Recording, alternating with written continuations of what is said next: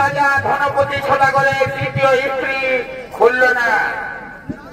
মা মঙ্গল চণ্ডী পূজা করার জন্য আপনাদের মহান মন্দির দিকে করছেন আগমন।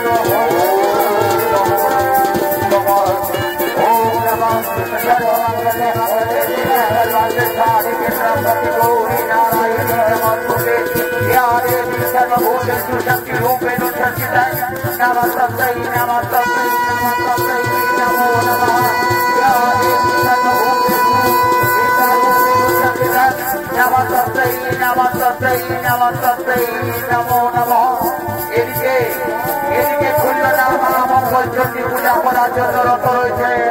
আর ওদিকে জনপতি সদাগর তার মন্ত্রী সভাসদদের নিয়ে নিররাজ সভার দিকে করছেন আগমন।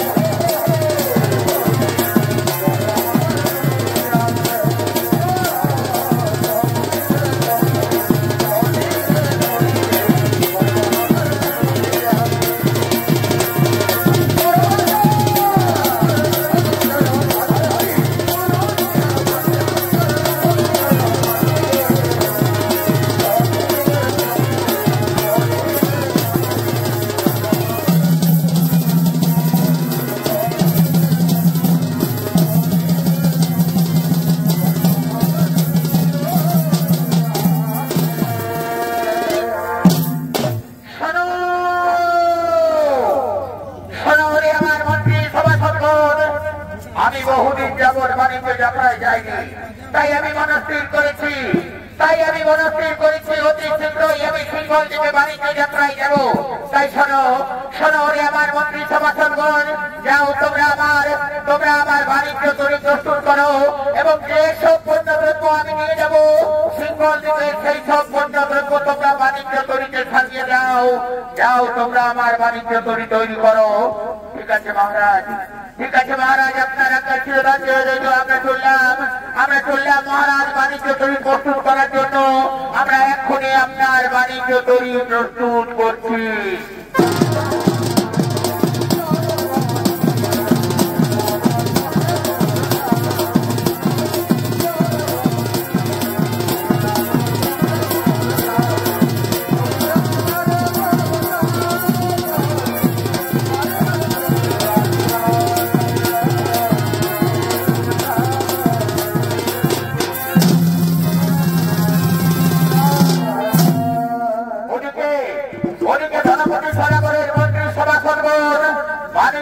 প্রস্তুত করার জন্য ছুটে গেলেন।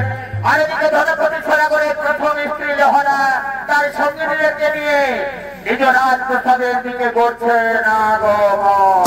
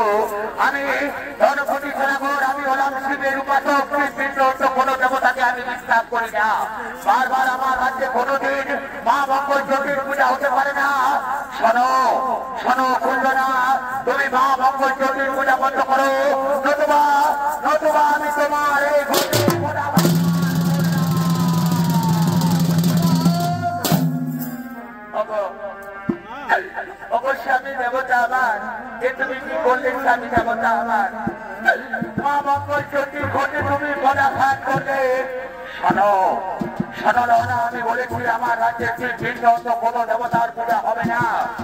শোনো আমি চললাম বেঙ্গল দিকে বাণিজ্য করার জন্য।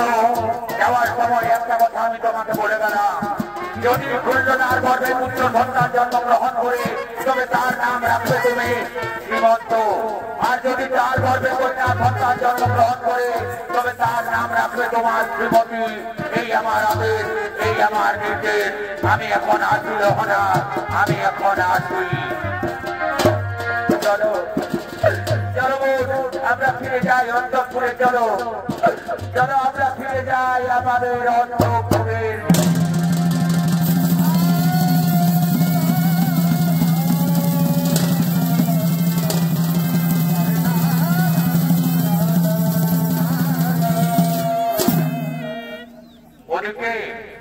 ওদিকে মা মঙ্গল চন্দ্রের দয়ায় খুলনার গর্ভ থেকে পুত্র সন্তান জন্মগ্রহণ করেছে যথার সময়ে। আর এদিকে ধনপতি সদাগরের সপ্ত ডিঙ্গাদড়ি মা মঙ্গল চন্দ্রের ঘটে পদাঘাত করার জন্য তার সপ্ত ডিঙ্গাদড়ি সমুদ্রে ডুবে গেছে। ওদিকে ধনপতি সদাগরকে সিংহল দ্বীপের রাজা বন্দী করে নিয়ে গেছে তার রাজ্যে। এদিকে ধনপতি সদাগরের পুত্র সীমন্ত আজ 14 বৎসর পূর্ণ করে নিজ রাজপ্রাসাদের দিকে করছেন আগমন।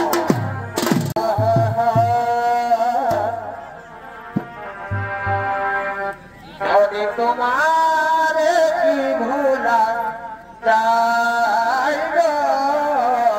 জনগণ ভয়, ধরে তোমার কি ভোলা চাই আকাশের তারা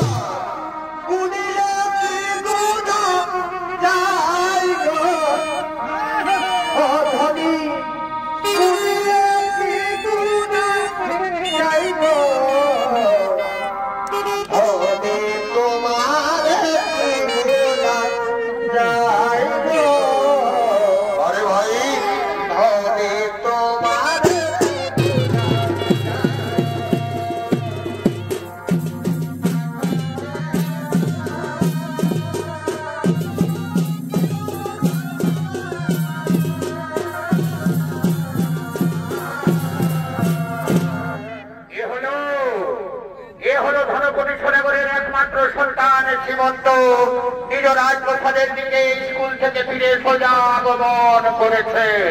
আর এই সীমন্তের ভূমিকায় আপনাদের আলো পরিভাষিত মহান মঞ্চে যিনি সৌদিত্য পরিবেশন করে দেখাবেন সে হল স্বর্গীয় তার দুর্যোধন মাতুর ছৌ সম্প্রদায়ের পক্ষ থেকে জেলার সোনাম ধন্য ছৌ শিল্পী বিপ্লব সিং সরকার।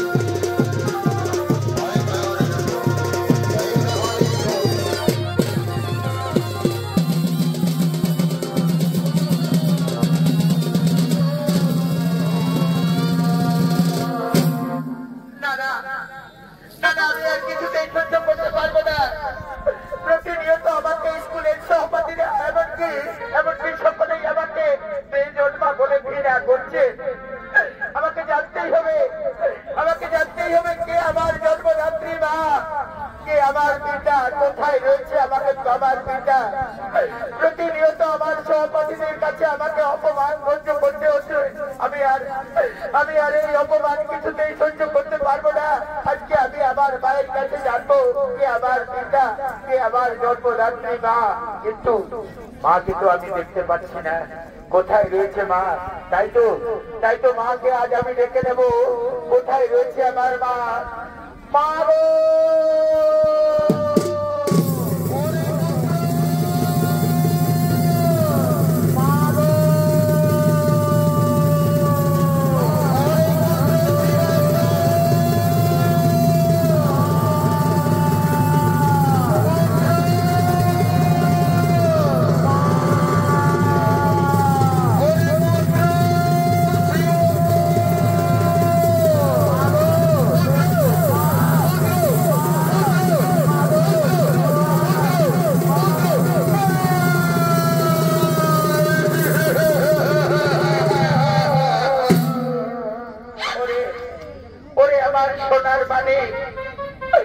স্কুল থেকে ফিরে আজ অন্তঃপুরে না গিয়ে এভাবে মা মা বলে চিৎকার করে করে কেন ডাকছিস বাচ্চা?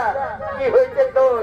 চল বাবা অন্তঃপুরে চল, আমি তোর জন্য কত রকমের খাবার তৈরি করে রেখেছি। চল তুই অন্তঃপুরে চল।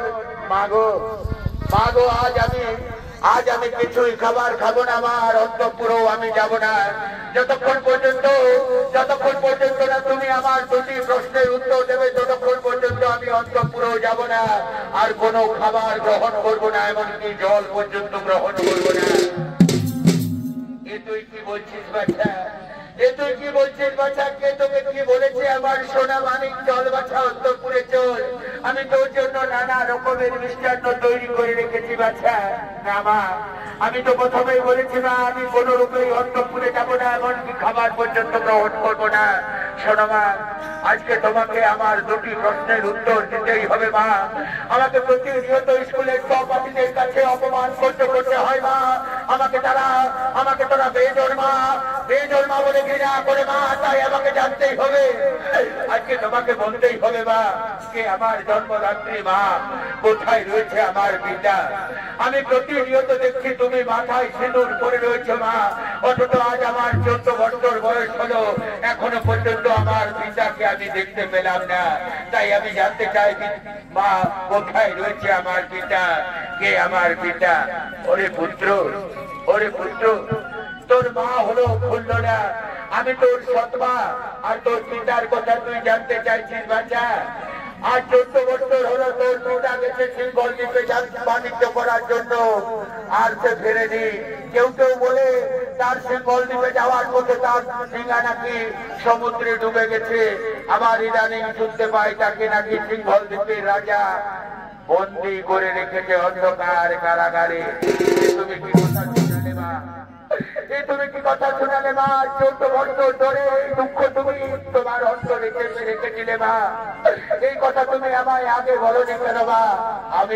আমি যাব মা, আমার পিতার কাছে। যেভাবেই হোক আমার পিতাকে আমি সিঙ্গল দ্বীপ থেকে যদি বেঁচে রয়েছে তাকে আমি উদ্ধার করে নিয়ে আসবো মা। তুমি আমায় আশীর্বাদ করো মা, আমি যেন আমার এই কর্মে সফল হয়ে ফিরে আসতে পারি মা। ওরে পুত্র, তুই পারবি বাচ্চা? ওরে সোনামানি, তুই আমার কাছে থাকলে আমি শত দুঃখ ভুলে যাই বাচ্চা। তোকে সিঙ্গল দ্বীপে যেতে হবে না বাচ্চা, এই বয়সে তুই পারবি না সিঙ্গল দ্বীপে যেতে।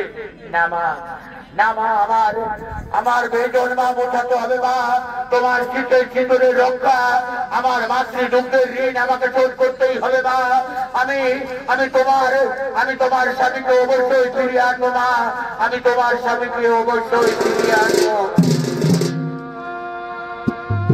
মাগো তোমার মনে প্রাণে, ওরে পুত্র কত ভালো বাসা, ওরে পুত্র তোমারে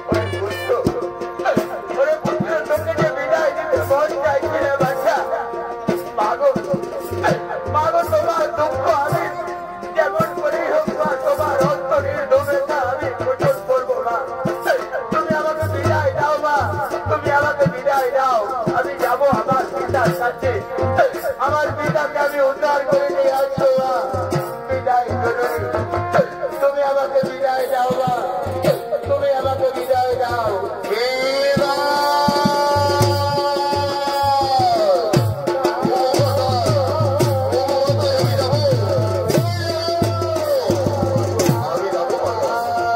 আমি তোমার মনের আনন্দ ফুটে তুলবো মাতা, আমি যাবো আমার পিতার কাছে, আর আমি শিবরি মন্দির দেখবো, আমি তাকে নিয়ে আসবো মাতা, আর আমি দেরি করবো না মাতা, আর আমি না বিলম্ব করে আমি সোজা চলে যাবো শিবঘন্টে মাতা। তুমি আমায় আশীর্বাদ করো মাতা, আমি যেন আমার পিতাকে আমি যেন নিয়ে আসতে পারি মাতা, আর দেরি করবো না মাতা, আমি আসি মাতা।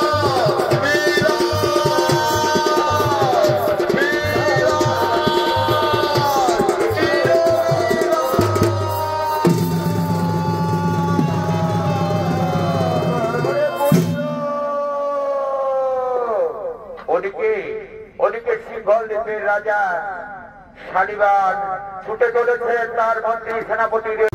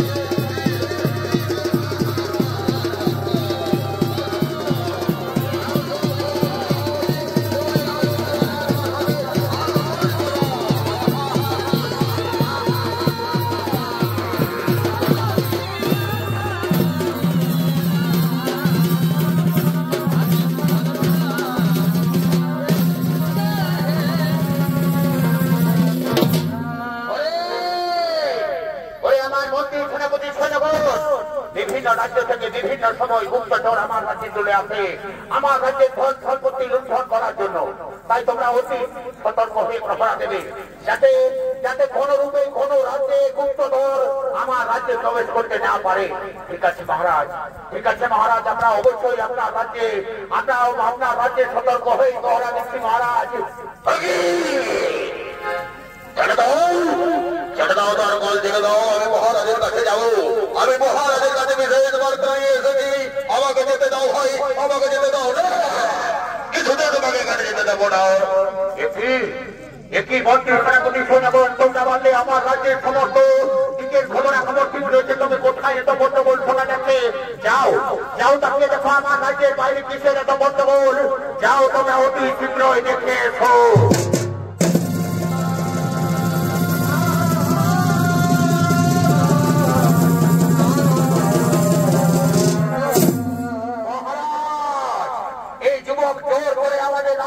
প্রবেশ করার চেষ্টা করছিল মহারাজ এই যুবককে বারবার বারণ করা সত্ত্বেও তার বালদের কাছে জোর করে এখানে প্রবেশ করার চেষ্টা করছিল মহারাজ বলো বলো যুবক কিবা তব নাম কোথায় তব ধান কিবা হেতু সিংহল দিকে তব আগমন মহারাজ মহারাজ নাম মোর সীমন্ত ধাম উজ্জয়িনী বাণিজ্য করার লাগে সিংহল দিকে আছি আমি বাণিজ্য করার জন্য এসেছো নাকি অন্য কোনো ইচ্ছা নিয়ে এখানে এসেছো এই বয়সে তুমি বাণিজ্য করার জন্য এখানে এসেছো হ্যাঁ মহারাজ আমি বাণিজ্য করার জন্য এসেছি মহারাজ জানো জানো যুবক বাণিজ্য করতে হলে তোমাকে আমার কাছে কর দিতে হবে তা কি তুমি জানো হ্যাঁ মহারাজ আমি বাণিজ্য যখন করবো তখন অবশ্যই কর দেবো মহারাজ সত্যি করে বলো তুমি বাণিজ্য করতে এসেছো নাকি অন্য কোনো মনস্থির করে এসেছো তুমি বাংলা থেকে এখানে এসেছো আসার সময় তুমি কোন আশ্চর্য ঘটনা কি দেখেছো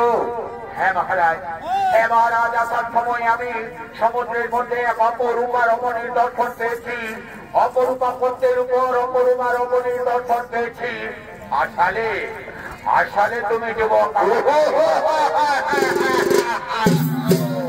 সমুদ্রে আবার পদ্ম তার উপরে আবার অপরূপ রমণীর দর্শন করেছো দেখাতে পারবে তুমি আমাকে হ্যাঁ মহারাজ চলুন মহারাজ আমার সঙ্গে চলুন আমি আপনাকে দেখাবো সেই অপরূপ রমণীকে শোনো যুবক যদি দেখাতে পারো তাহলে আমি তোমাকে বিনা কর নিয়ে বাণিজ্য করার অনুমতি দেবো আর যদি দেখাতে না পারো তাহলে তোমার মৃত্যুদণ্ড অবধারিত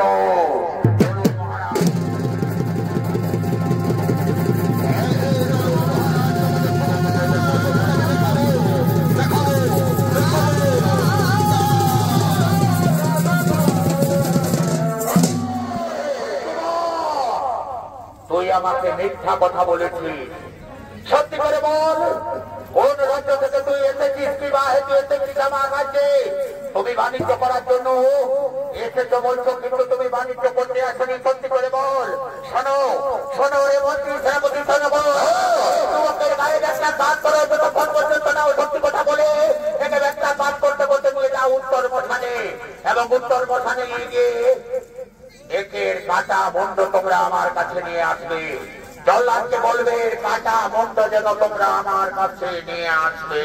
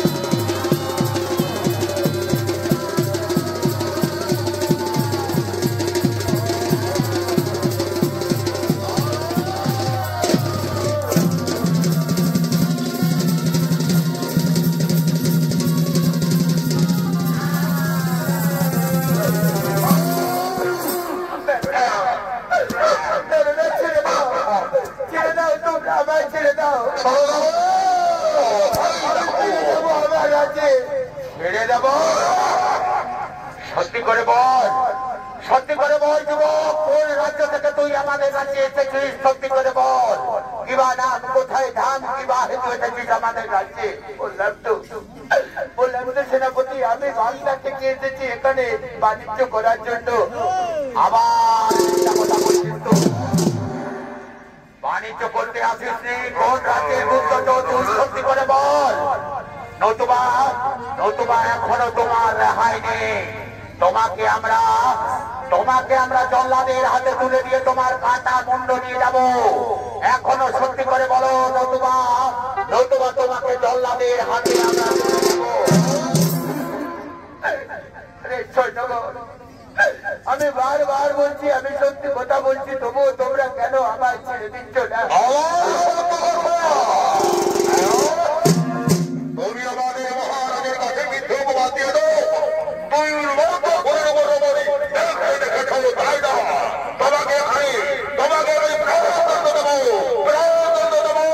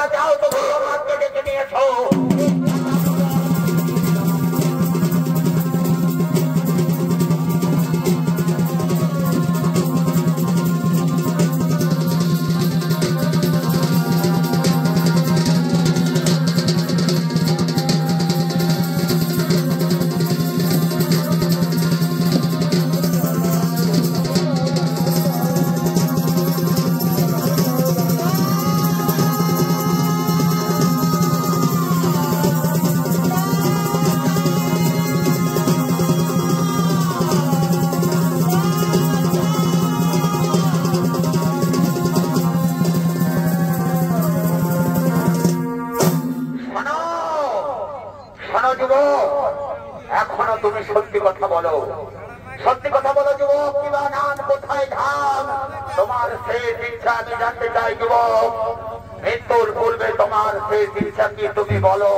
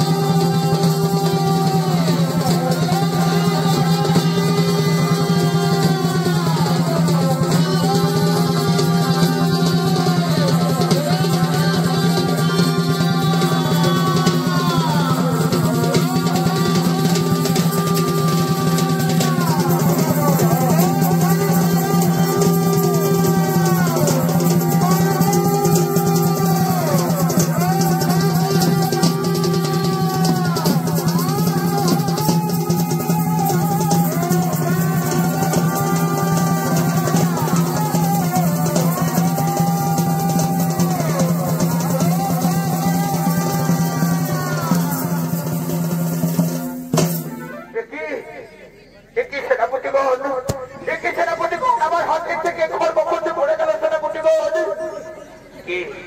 কে বুড়ি? আমি একটি যুবককে হত্যা করতে গেলাম, অমি এই বুড়ি কি যেন মন্ত্র উচ্চারণ করছে, কেউ যেন আমাকে বারবার আঘাত করছে, আমি কিছুই বুঝে উঠতে পারছি না, আমার হাতের থেকে খর্ব করতে পড়ে গেল। এই বুড়ি আমি এই যুবককে কিছুতেই হত্যা করতে পারবো না। যাও তোমরা মহারাজকে ডেকে নিয়েছো, এই বুড়িকে আমি কিছুতেই হত্যা করতে পারবো না। মহারাজ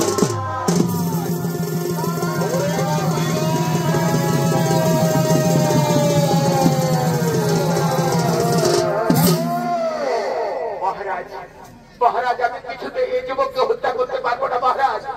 আমি আপনার কথা মতো বহু মানুষকে হত্যা করেছি, কিন্তু জানি না আজকে কেন আমার হাতের থেকে খর্ব করতে পড়ে গেল মহারাজ। ওই যে সামনে দাঁড়িয়ে রয়েছে ওই বুড়ি বারবার কি যেন বিড়বিড় করে মন্ত্র উচ্চারণ করছে, আর আমার শরীরের সমস্ত শক্তি কেমন যেন ক্ষীণ হয়ে আসছে মহারাজ। আমি কিছুতেই এই যুবককে হত্যা করতে পারবো না। এই বুড়ি সত্যি করে বল, কি তোর পরিচয়? কিবা হেতু এসেছিস সেই উত্তর মশানে, নতুবা তোমাকেও আমরা এই যুবকের সঙ্গে হাড়ি কাটে তুলে দেব। শোনো এই বুড়িকেও তোমরা এই হাড়ি কাটে তুলে দাও। আজ আমি দুজনকেই হত্যা করবো।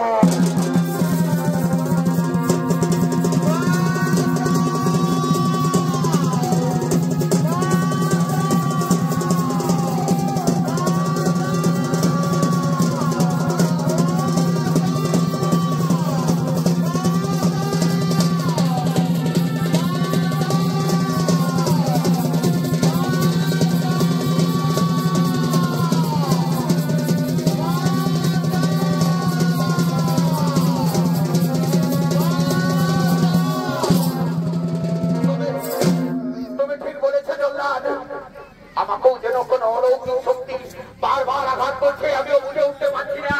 এই বুড়ি বলো, বুড়ি সত্যি করে তোমার পরিচয় কি বলো? ওরে রাজা শালিবান, এই যুবককে তুই ছেড়ে দে। তুই যে ভুল করেছিস সেই ভুলের সাজা তোকে পেতেই হবে। এই যুবককে তুই ছেড়ে দে। না, ওই যুবককে আমি কিছুতেই ছাড়বো না। ওই যুবক আমায় মিথ্যা কথা বলেছে।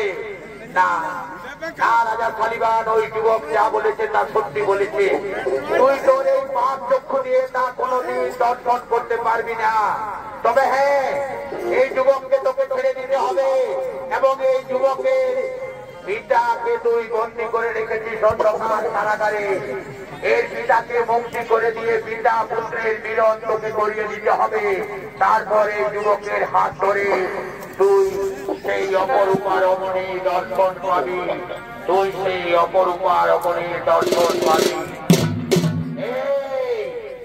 যাও তোমরা অন্ধকার কারাগার থেকে এই যুবকের পিতাকে নিয়ে আসবে এবং অন্ধকার কারাগারের সমস্ত বন্দীদের মুক্তি করে দেবে।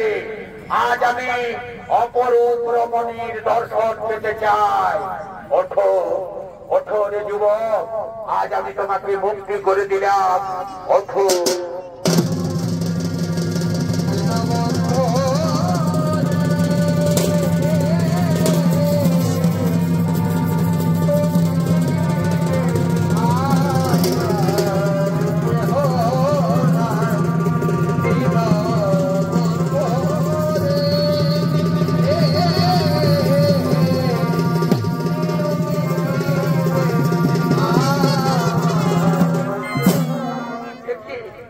মহারাজ, আমি তো বেশ অন্ধকার কারাগারে ছিলাম মহারাজ, আমাকে আবার এই উত্তর বসানে কেন নিয়ে এসেছেন মহারাজ? তুমি কি আমাকে আপনি বাঁচতেও দেবেন না মহারাজ? না বন্ধু, আজ আমি তোমাকে অত্যন্ত খুশির সংবাদ শোনাবো বন্ধু। এই যে সামনে দাঁড়িয়ে রয়েছে, এ হলো তোমার পুত্র সীমন্ত। আজ আমি তোমাদের পিতা পুত্রে মিলন করিয়ে দিতে চাই, আর তোমার পুত্রের হাত ধরে আমি অপরূপা পদ্মের উপরে অপরূপা রমণীর দর্শন। কি বললে তুমি? পদ্মের উপর অপরূপা রমণী? আমিও দেখেছিলাম। তবে কি তবে কি সেই ভুলের সাজা আমাকে পেতে হচ্ছে? আসার সময় আমি মা মঙ্গল চণ্ডীর ঘটে পদাঘাত করেছিলাম, সেই ভুলের সাজা আজ আমাকে পেতে হচ্ছে। আমিও আজকে প্রাণ ভরে খুলে দাও তোমরা এর সমস্ত শৃঙ্খল মন্ডল করে দাও, পিতা পুত্রে মিলন করিয়ে দাও। আজকে প্রাণ ভরে আমরা সকলে মিলে মা মঙ্গল চণ্ডীর পূজা করব। এসো এসো সীমন্ত, আমার হাতে হাত ধরে এসো, আজ আমি তোমার হাত ধরে মা মঙ্গল চণ্ডীর পূজা করব।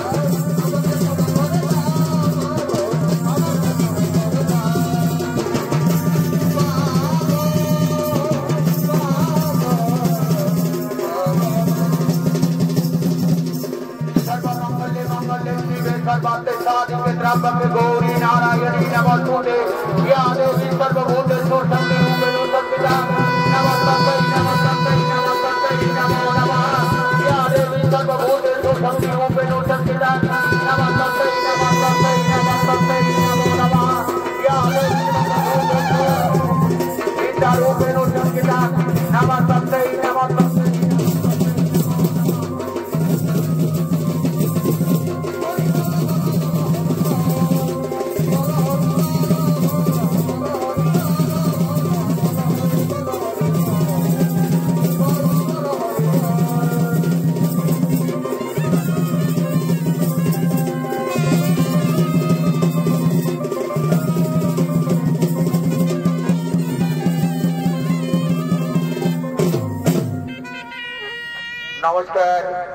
नमस्कार नित्यनाथ महामंत्री उपस्थित महामान्य सुधी दर्शक मंडली मातृमंडली और আমার স্নেহের ছোট ছোট ভাই ও বোনেরা, দূরদর্শন খ্যাত শিল্পী স্বর্গীয় অর্থাৎ দুর্যোধন মাহাতোর 2025 সালে নতুন পালা ধনপতি সদাগরীর মা মঙ্গল চণ্ডী পূজা পালাখানি হলো এখানেই সমাপন। তাই সমস্ত দর্শককে শতকোটি নমস্কার জানিয়ে বিদায় দিলাম। নমস্কার নমস্কার নমস্কার। জয় শিব শম্ভু, জয়।